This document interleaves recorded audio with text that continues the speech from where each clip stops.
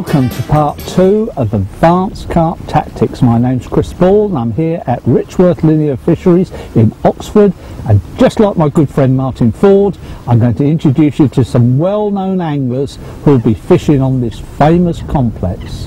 I'm here at Brasenose Lake, a quite prolific day ticket water, and in fact Ronnie Buss was here a little earlier in the year demonstrating the method feeder. So let's turn back the clock and see how Ronnie got on.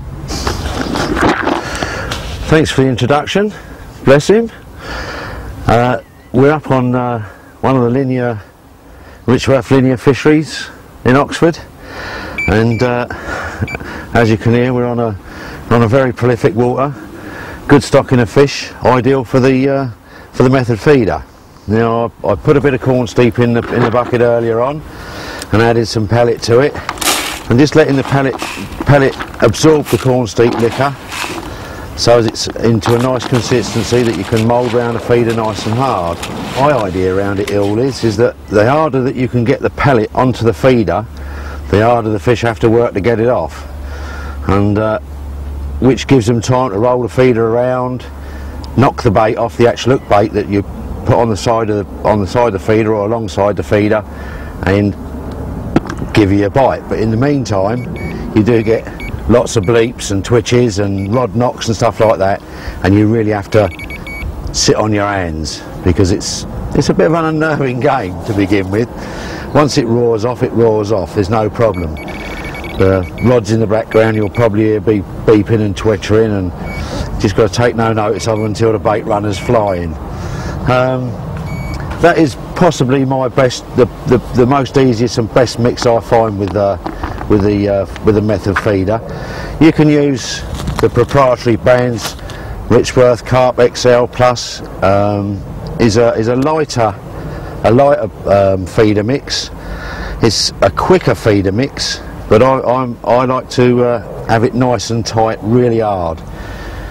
To get it a little bit harder, you can use a touch of the Lake XL with it. That seems to work, seems to tighten it up because it's a finer blend of ground bait.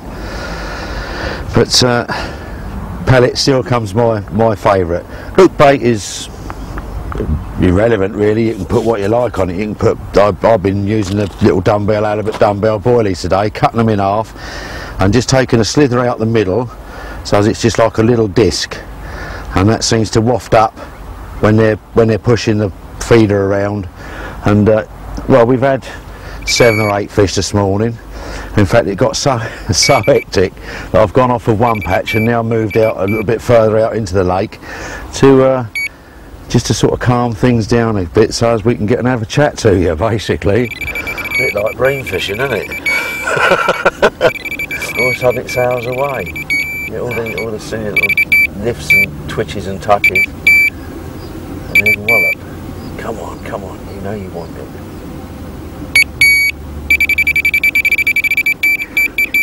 That's got to go shortly, that one has got to go. Look at that.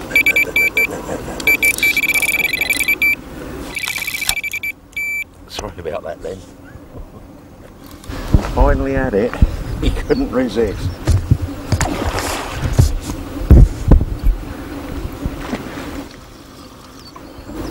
See, the thing with the method is they roll the ball and knock it all off. And depending on where your actual hook bait is when the ball lands, with the style of the feeder being 3 fin, they got to turn it twice to get at the hook bait. With the size of the ball like that, if they turn it prior to picking up the hook bait is underneath all the bits coming off.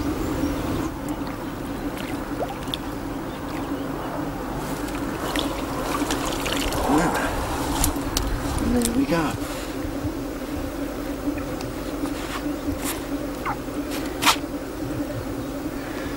He couldn't resist it after all. Bless him. There. Nice little fish. Pucker. That's what the feeder's all about. Catching little babies ones and lots of them. Bless you. You lovely little thing. Hey? mint, aren't they? The fishing in this situation, well, a lake that's got plenty of fish in it, it's an exciting game. You can have 20, 30, 40 fish in a day if they're having it. If not, then you can sit here on your hands all day and get bleeps. But most of the time, with a feeder, it's action. It's an action method. If you want to spice your feeder mix up, you can put a bit of sweet corn, bit of hemp or whatever. That then gives you an alternative for an hook bait. If you've got a bit of sweet corn in your feeder mix, some hemp, a few midi boilies, some red maize, yellow maize, then you've got you can switch around whatever you're going to put on your hook bait as an hook bait. Just something else to trick them, something else to give you a bit more success. And here we are twitching again. Look. Now. Silly. You've got to get used to this, having your picture taken. One day you'll be a 20 or even a 30.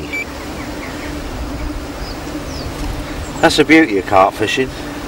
One day you're catching 50s, the next day you're catching pasties.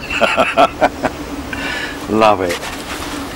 If you don't lose that, then it's a wonderful game to be in.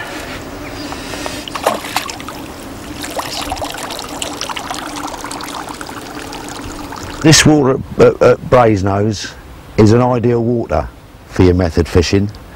It's got loads of fish in it. It's got a good average depth throughout. A nice marginal shelf. You can fish tight. You know, no need to punch it right out. You can fish tight. There are loads and loads of fish in here. Once you get them in on the pellet, the fish will come. You'll get bites. I mean, there's fish out here rolling all over the place at the moment. A hungry water. It's a water that the fish demand lots of bait, lots of pellet. The more pellet you get in there, the more fish you're going to get. You'll get them competing. You'll get to a stage whereby the bites are coming so fast and furious that you'll get to a stage where you'll have to wind one